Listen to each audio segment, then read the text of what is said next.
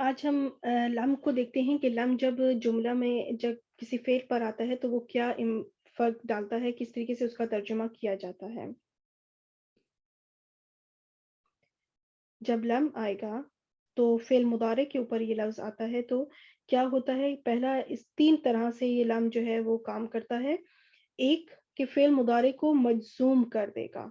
فعل مضارع کو مجزوم کر دے گا، واحد کے صیغوں میں آپ کو کلیئر جو ہے وہ جزم نظر آئے گی،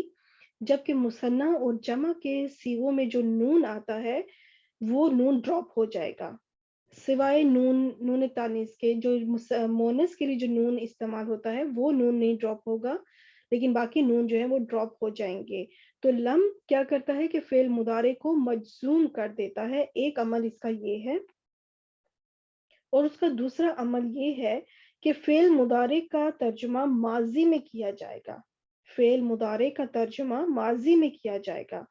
کہ ہوتا تو فعل مضارع کا ہے، اس کا ترجمہ ہونا تو یا تو حال میں چاہیے یا مستقبل میں اس کا ترجمہ ہونا چاہیے، لیکن لم کی وجہ سے کیا ہوگا کہ فعل مضارع کا ترجمہ حال یا مستقبل میں نہیں بلکہ ماضی میں کیا جائے گا۔